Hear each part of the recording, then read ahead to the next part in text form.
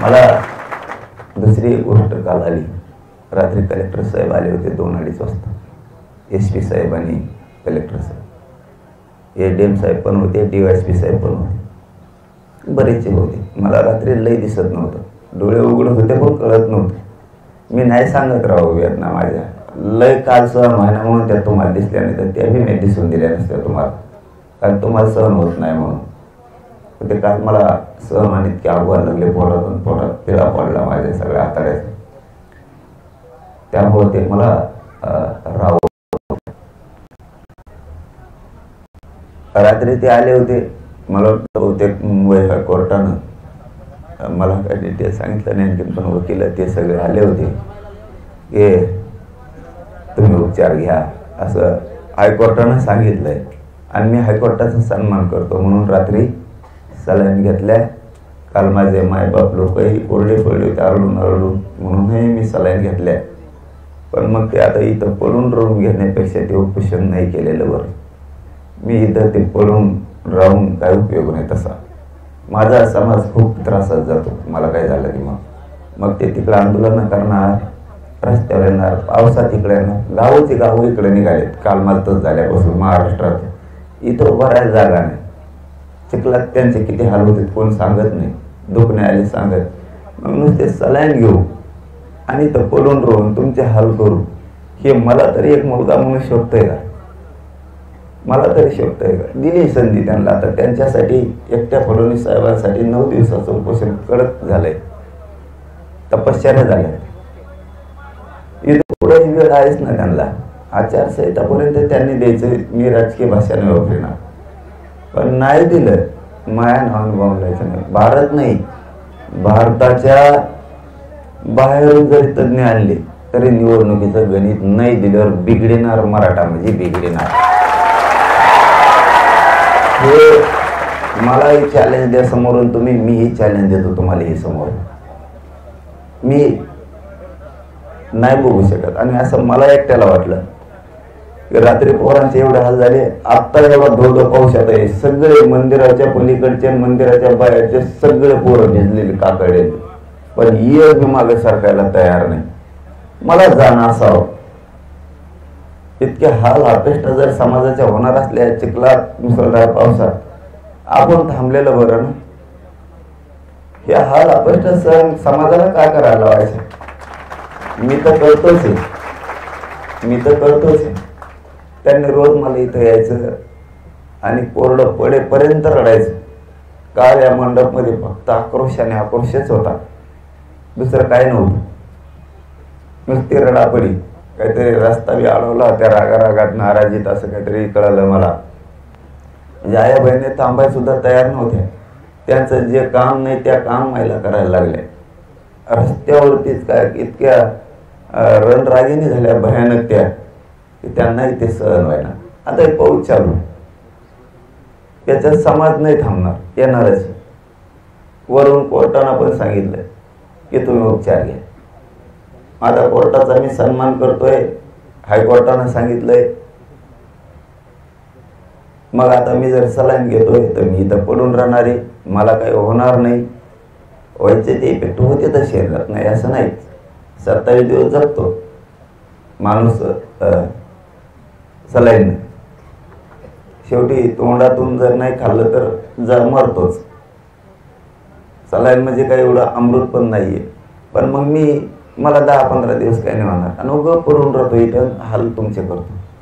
तुम्हाला ना काही म्हणलो मी 6-7 वेळेस तरी तुम्ही येताय. मग तुम्ही येताय म्हणल्यावर किती हाल होते, किती काम उडतील, किती मुसळधार पाऊस आहे. आणि कोणासाठी हाल करू मी हे समाजाची?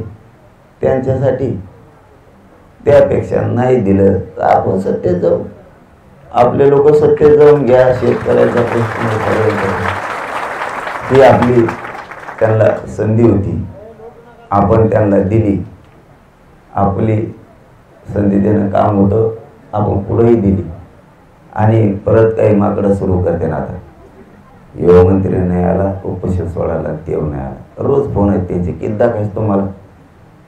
आम्ही सांगतो अंमलबजावणी घेऊन येणे, तिकडे झोप, इकडे येऊन वडील येत असतो. मग इकडे आले उपोषण सोडायला आमच्या महिला, आमचं श्रीक्षेत्र नारायणगड हे सरकारपेक्षा मोठे, सरकारपेक्षा आमच्या आई बहिणीच्या डोक्याच्या चिंधड्या झाल्या, सरकारपेक्षा मोठ्या आहे. बारीक बारीक लेकरं आरक्षणासाठी रस्त्यावर घोषणा देत आहेत, सरकारपेक्षा मोठी आहेत. मला जे वाटलं मी तुमच्या समोर ते मांडलं. मला जर मी असाच पडून राहिलो, सलाईन घेतल्यावर सरकारला माहिती आता कमीत कमी काही होत नाही. चौथ्या दिवशी झालं होतं तर सरकारचे काय हाल होते हे लोकांना विचारा, मीडियावर त्यापेक्षा जास्त विचारा. सरकारचे काय हाल होते, मग चौथ्या दिवशी हाल होते त्या दिवशी.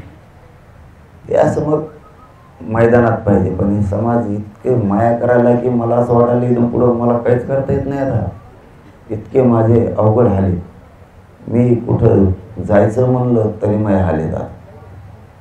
पण तुमचे माया प्रेम मी नाही वाया जाऊन देत, त्याची काळजीच नाही करायची तुम्ही. चार भीतीत नाही, चार भीतीच्या बाहेर नाही. हे मला करून करून जास्तीत जास्त फक्त बदनाम करू शकते. यांच्या हातात मला मॅनेज करण्याची शक्तीच नाही, यांच्या शक्तीच नाही. छोट्या नाट्या टोळ्या उभा करते, आमदार उभा करते, मंत्री उभा करते माझ्या विरोधात.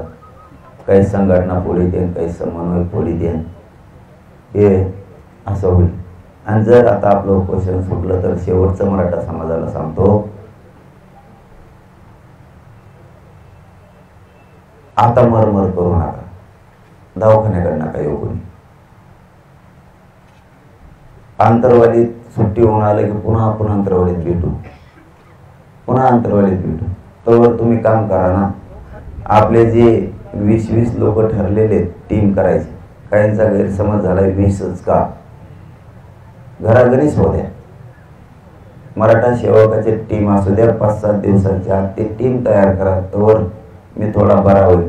तिकडे गर्दी केल्यावर काय होतं मला सांगतो. त्या डॉक्टराला काही सुचत नाही, ते दुसऱ्यालाच इंजेक्शन तिसऱ्याच द्यायचं एखादी बार. इतकं बेकार आहे. डॉक्टरला लुटून डॉक्टराचा दवाखाना असून म्हणजे बाहेर होईल. दुसरी गोष्ट, त्या दवाखान्यात उभा राहायला जागा नाही. तिसरे पाऊस मारण्याचा आहे तुमचे हात. आणि मला कसलाच नाही आराम होत. आता शरीर संपलं बरं का माझं. आता मला 4-5 दिवस तरी आरामाची गरज. आता शरीर पूर्ण संपलं. ह्या 9 दिवसाच्या दणक्यात उभा कार्यक्रम झाला, शरीराचा पूर्ण जळालं. त्यामुळं थोडंसं महाराष्ट्रातला सगळा मराठा समाज हॉस्पिटलला भेटायला नका येऊ. काय होतं, नाही येऊन दिलं का आत नाराजी वाटते माणसाला. त्यांना वाटतं मी इतकं लांबून आलो, मला येऊन नाही दिलं. आपण पुन्हा अंतरवालीत भेटू, पण हॉस्पिटलकडं गर्दी कोणीच करू नका. आपले करू नका आणि बाहेरचे पण नका करू. तिथं काय इलाज करावं काही सुचत नाही, एवढ्या आले. आणि आताच्या वेदना माया बेकार येतात. हे झाल्यापासून आता उठायला त्रास होतोय, बसायला त्रास होतोय. आता विचारूच नका काय होतंय. त्यामुळे थोडंसं तुम्हीच कामात राहा. किमान 20 लोक स्वयंसेवक म्हणून, मराठा समाजाचे सेवक म्हणून असू द्या. आणि प्रत्येकाची इच्छा मराठा समाजासाठी काम करायचे असेल तर तुम्ही घराघरी शेकवू द्या, काही अडचण नाही. हो द्या, जितके व्हायचे तितके. एक गठ्ठा एकजूट होणं गरजेचं आहे. त्याचं कारण एक, मराठा समाजाच्या मदतीला कुणी नाही. याचं कारण खरं हे राजकीय टीम नाही, सामाजिक कोणत्याही पक्षाचा असू दे त्यात घ्या. कारण गोरगरिबाचा प्रश्न अडीअडचणी सोडायला कुणीच नाही. मला वाटतं म्हणून ही सेवकाची टीम असणं गरजेचं आहे. इकडं पाऊस आहे तरी बघा लोक आहेत का नाही रोडवर उभा, हालत नाहीत. या हाल होते. सलाईन घेऊन उपोषण करून इथं पडून राहण्यापेक्षा, समाजाला वेटीस धरण्यापेक्षा काहीच अर्थ नाही. तुम्ही पावसात येणार याची मला फुल गॅरंटी. तुम्ही किती नाही म्हणू द्या, तुम्ही येणार. आणि कालचं माझ्या तशी परिस्थिती पाहिल्यानं काही पहाटे 4 वाजल्यापासूनच महाराष्ट्रातून, तिकडून कोकणातून, मुंबईतून गाड्या निघाल्या, विदर्भातून निघाल्या. कारण विदर्भातला मराठा आणि कुणबी एकच, आपण वेगळे नाही. दोघांनी एकमेकाला साथ द्यायची आणि यावेळेस जर वेळ आली तर धडा शिकायचा. जाता जाता फक्त एवढं एक सांगतो, फडणवीस साहेब, मराठ्यांच्या सगळ्या मागण्याची अंमलबजावणी करा, कामं करू द्या. आमदार मंत्र्यांना मंत्रिमंडळातल्या आणि मुख्यमंत्र्यांनी आणि ते दुसरे एक उपमुख्यमंत्र्यांनी देवेंद्र फडणवीस ऐकून त्यांच्या जाळ्यात गुंतून आमच्याशी दगाफटका मराठीशी करू नका. आमच्या मागण्या सगळ्या द्या. फडणवीस साहेब, तुम्हाला संधी आहे. आमचं ओबीसीतलं आरक्षण आमचं आम्हाला द्या. तुम्ही नेरेटिव्ह भरून काढायच्या नादात राहू नका. ते भरून निघू शकत नाही, कारण इथं सगळ्या समाजावर तुमच्याकडून अन्याय झालेला आहे. तुम्हाला काम करावं लागणार. दुसरं, तुमच्या हाताने फडणवीस साहेब तुमची सत्ता तुम्ही पाडू नका. आणि तिसरं मात्र मोलाचं लक्षात ठेवा मराठ्यांनो, आचारसंहिता लागेपर्यंत जर आपल्या मागण्या मान्य झाल्या नाही तर खचून जायची आपल्याला कसली गरज नाही. खचून जाणारातले मराठी नाहीत.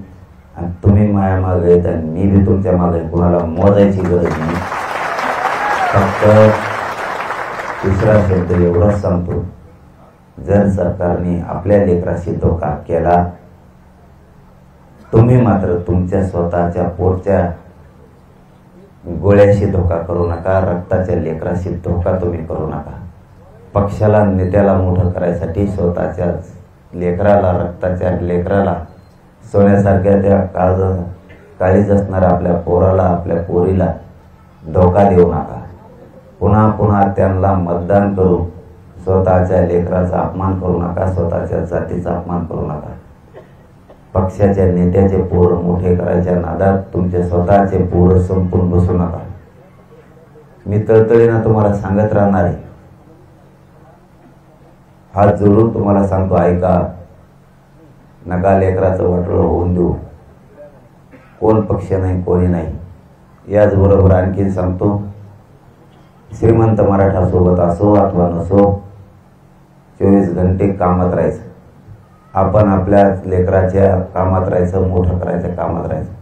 आणि जो श्रीमंत माणूस आपल्या गरीब मराठ्यासोबत राहील त्याला सुद्धा मोठं करायला मागा पुढं गरीबाने बघायचं आहे. कोणी जिल्हा परिषदला उभं राहणार आहे, कोणी पंचायत समितीला उभं राहणार आहे. जरी ते श्रीमंत असले, आपल्या सोबतीनं राहणार असले, तर त्यांनाही मोठं करायचं काम गरीब मराठ्यांनी करा. कोण सोबतीनं आहे तुमच्या, कोण सोबतीनं नाही, हे आता ओळखायचं शिकार आहे. माझ्या मायबाप मराठ्यांना लय भोळे राहू नका. लय वाटोळं केलं आपलं यांनी 70 वर्ष. हे लय मोठे झाले. यांना 4-4 पत्रे नव्हते मायबाप यांच्या घरावर. आपण आहेत तसेच आहेत बरं का. आपल्या तेवढाच नाद लागलाय. निवडणूक आली की नेत्याच्या नावाच्या घोषणा देई, पॉम्पलेट चिठ्ठी आणि माझी त्याची ओळख येते नेत्याची, एवढीच छाती बोलून सांगायची सवय लागली आपल्याला. लय झालं तर एखाद बार दारू पाहिजे ते, एखाद बार तुम्हाला काही खाऊ घालते, पण तेवढे 15 दिवस. हे विसरू नका माझ्या गरीब मराठ्यांनो. तुम्ही फक्त 15 दिवस, एकदा 15 दिवस गेले तर लोकांना तुम्हाला तेवढंच भूषण सांगणं आहे, आमदार साहेब आणि मंत्री साहेब माझ्या ओळखीचा आहे, याच्या पुढं काही नाही. पण तुमचा लेकरू ज्या दिवशी दिल्लीत अधिकारी बनल, राज्यात अधिकारी बनल ना, आपले आजी आजोबा विमानानं आपल्या अधिकाऱ्याकडे जाते दिल्लीला. आणि ते सुख मग त्या आजी आजोबांना बघितलेलं काय असतं, त्या आईबापाने काय असतं ना, हे कशातच तोलू शकत नाहीत मराठ्यांना. आपण कशातच तोलू शकत नाही. दुसऱ्याचे लेकरा मंत्री झालेले, आमदार झालेले बघून आपल्याला काय भूषण. मारू नका लेकराला, एवढंच माझं तुमच्याकडे हात जोडून विनंती आहे. पक्षाचा नेता आणि पक्ष मोठा करण्याच्या नादात तुमच्या स्वतःच्या लेकराशी तुम्ही धोका करायला लागलात मात्र हे विसरू नका. ज्यांनी ज्यांनी ज्या जातीनं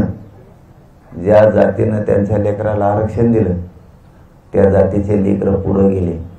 त्यांनी जात आणि लेकरं आधी ओळखले, पक्षाने ओळखला. हे देणार ठॉबर का मराठा. त्यांनी आधी जात पुढं ओळखले आणि पोरायला आरक्षण दिलं. तुमच्या डोळ्यात एकदा ते पुढे इना करून तुमच्या पुढे हिंडतील अधिकारी म्हणून. तुम्ही एवढ्या मोठ्या राज्यात ताकदीनं 6 कोटीपेक्षा जास्त मराठा आहे. बाकीचे 1 कोटीच्या खालीच आहेत.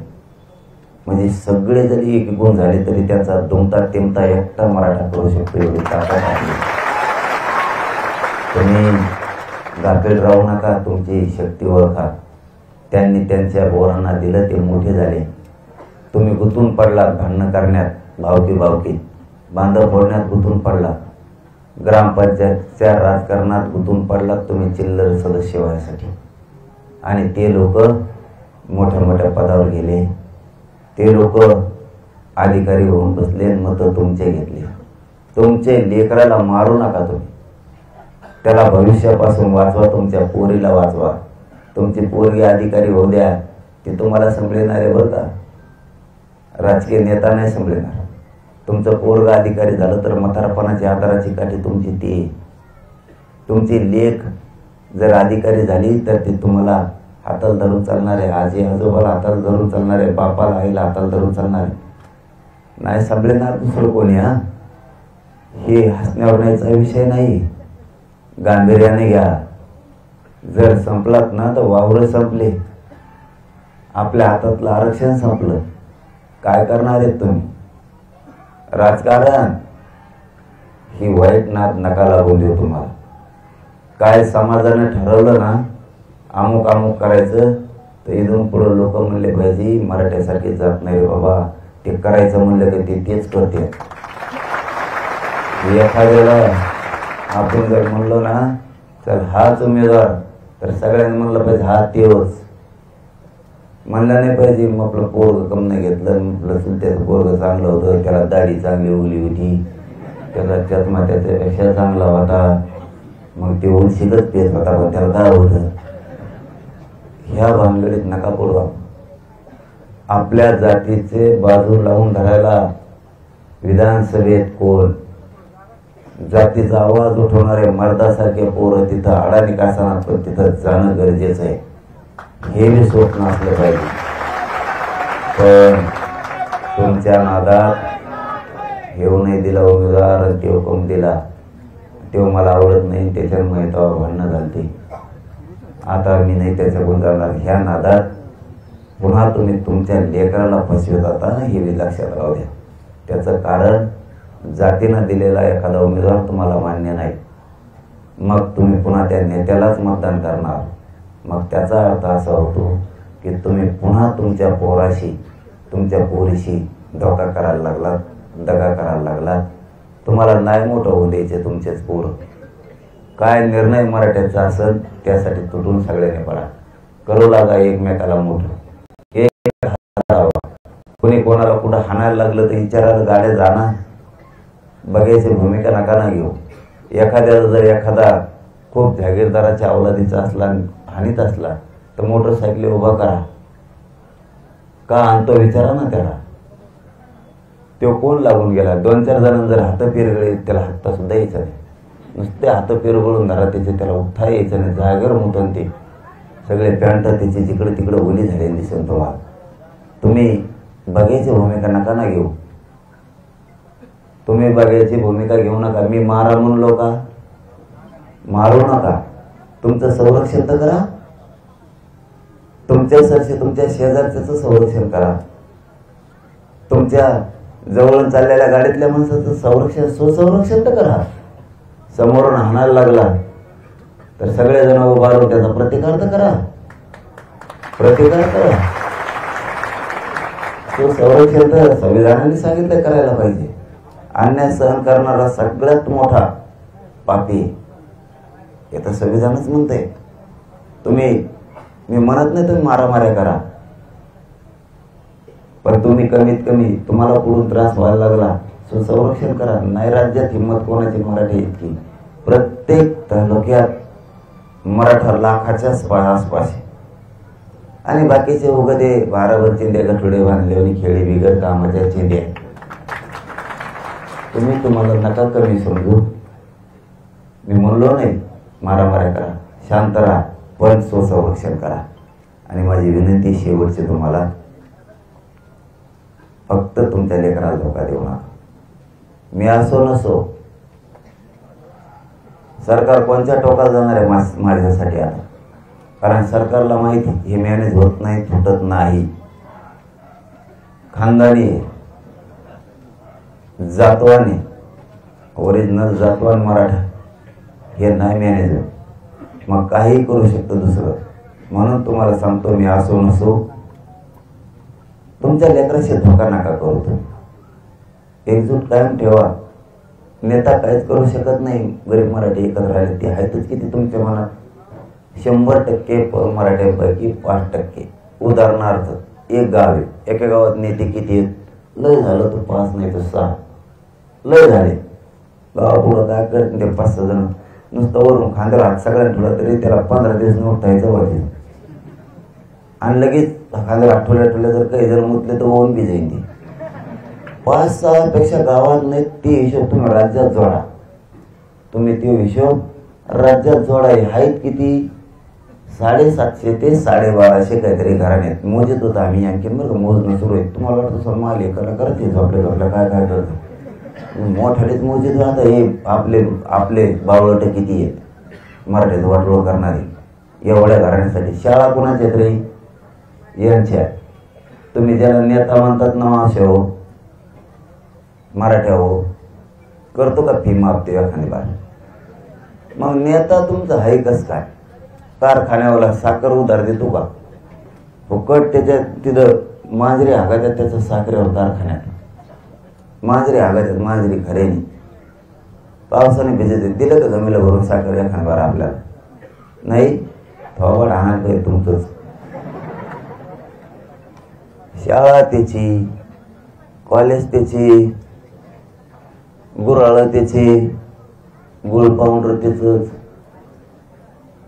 परत ते दारू काढायचं त्याने चाललंय मागून कारखान्याच्या. आहे का ना मागून चिटकेलंय ना त्याच.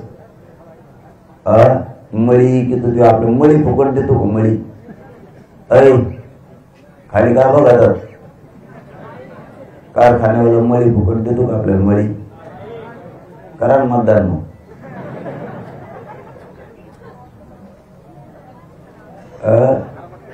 राखेल डीलर कोणी?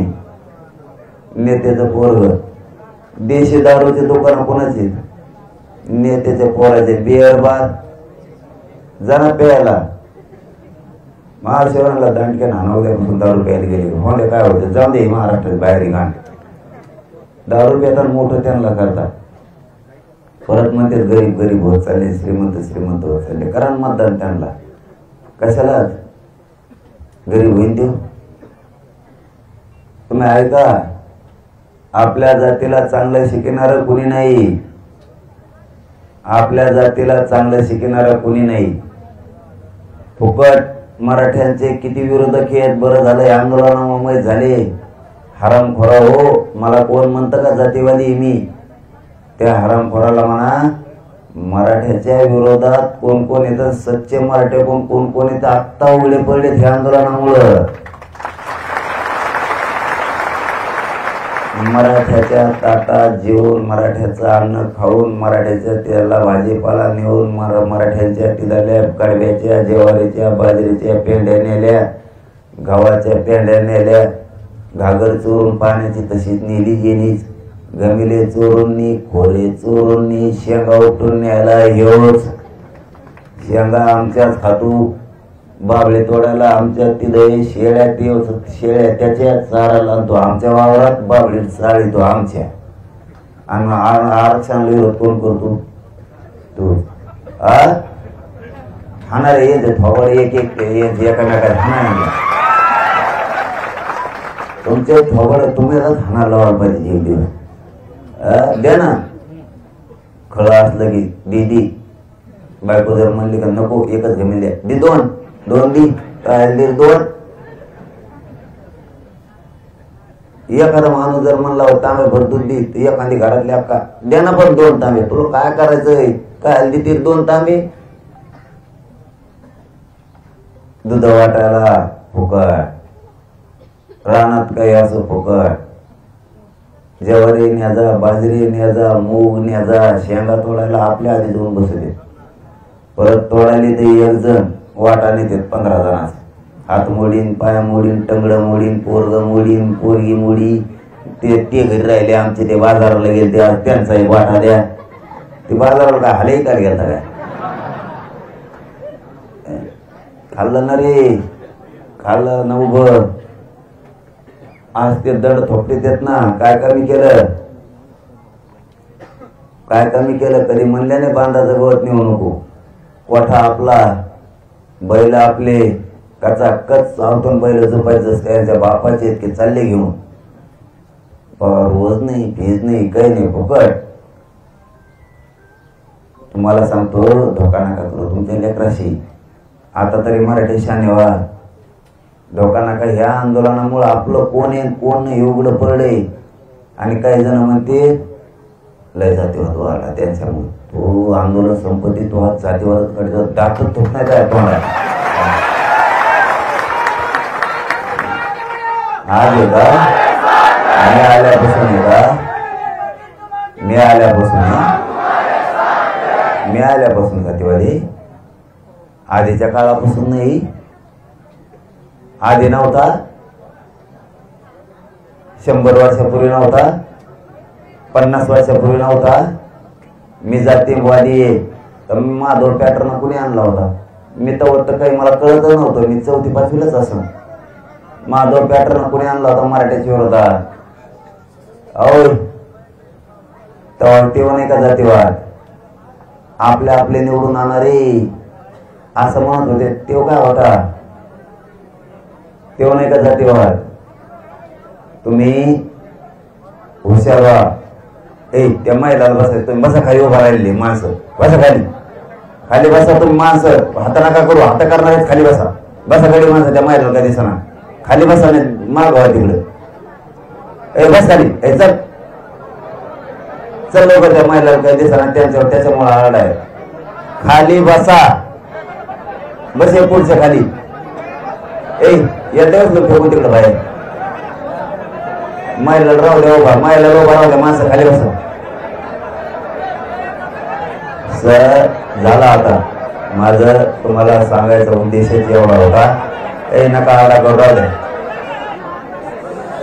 बसा खाली बसा सगळे, बसा खाली. रुमाल खाली बस ना बाबा. बसा, जागा नाही तर वाटोडी आण. बस करा. हा बस करा, बस करा, बस करा. समजून घ्या. गोंधळ टोपीवाले बाबा थांब ना. लय तू लय तुला आवडतो काय? यावल्याला होता का काय का पुढं होता काय?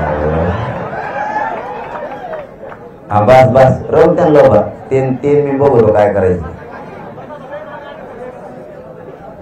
आपल्या लोकांना लय हुशार व्हा. याचा अर्थ असा बी नाही की जातीवाद वाढला पाहिजे. या राज्यात जातीवाद नाही होण्याची जबाबदारी सुद्धा मराठीची, पण पुढच्याची सुद्धा तेवढीच जबाबदारी जातीवाद न वाढू द्यायची. जातीवाद वाढत नाही काय नाही, बरोबर होतं. तुम्ही टेन्शन घेऊ नका. सगळ्या जाती एक खाता. सगळ्याला कळलंय. गरीब ओबीसीला कळलंय. गरीब ओबीसी म्हणतो मी. धनगरांना कळलंय. आणि दलित मुस्लिमाला तर त्याच्यापेक्षा जास्त कळालंय. हे 3-4 एकत्र आले ना भुकटा चान्स. तुम्ही फक्त मराठी शाने व्हा. जे होळीचा संधी होईल, जे काय ठरेल ना त्याच्या पाठीशी उभा राहा. फक्त तुमच्या लेकराशी दगडफटका आता करू नका. मग एवढीच हात जोडून विनंती. बाकीचं मी सगळं बघ. मी खंबीर आहे बाकी बघाय. तुम्ही काहीच काळजी करू नका बाकीची. आणि पुन्हा तेच सांगतो, एवढी कट्टर जात उठत नसल.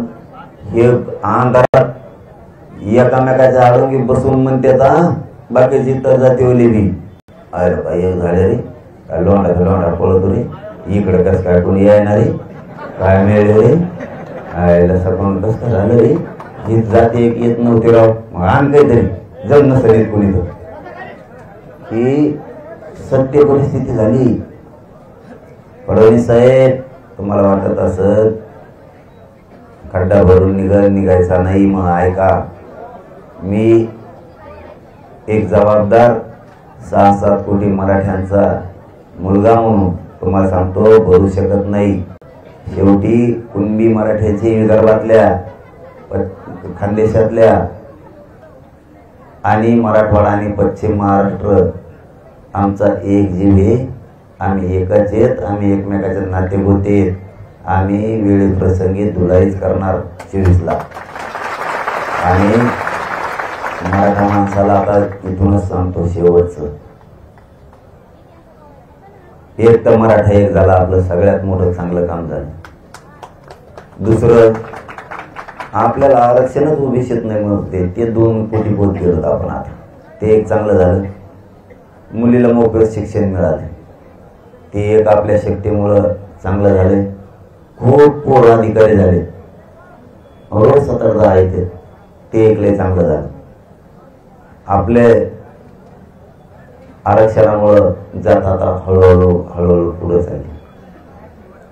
पण कोणत्या नेत्याला घ्यायचं नाही, ही एक माझा चौथा मोलाचा सल्ला पहिला दिलेला आहे। तुमच्या लेकराशी तुम्ही धोका करू नका, तुमच्या पोरीशी तुम्ही धोका करू नका। आरक्षण देऊन तिला मोठं करा, नेत्याला आणि त्याच्या पोराला आता मोठं करून तुमच्या लेकीचं वाटोळ करू नका। आणि दुसरा सल्ला आहे, एकाही नेत्याच्या पक्षाच्या सभेला जायचं नाही, प्रचाराला जायचं मराठ्यांनी नाही, अजिबात जायचं। खुशाल घरी झोपून राहायचं, नाही काम दिलं तर नाही दिलं, गरज नाही, नाही लाडकी बहीण दिली नाही दिली, आपला दाजी जाऊन आणि मुंबईला। आपण सावध राहा, आपल्या प्रचाराला कोणी कुठं जायचं नाही। आणि जर राजकीय नेत्यांनी दबाव आणला तर एकजुटीनं एकमेकाला गरीब मराठी साथ द्या।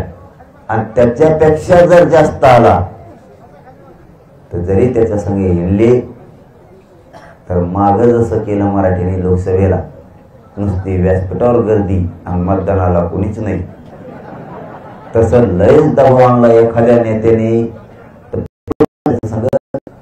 गप्र आपलं घरी झोपा, पण मतदानाच्या दिवशी त्या बॅलेट पेपरला बिस्किट पुडायचा बॉक्स आडा लावलेला असतो, पार्ले बिस्किट की जे त्याच्यात गेलं की कुणाला दाबीला मिळत लागत।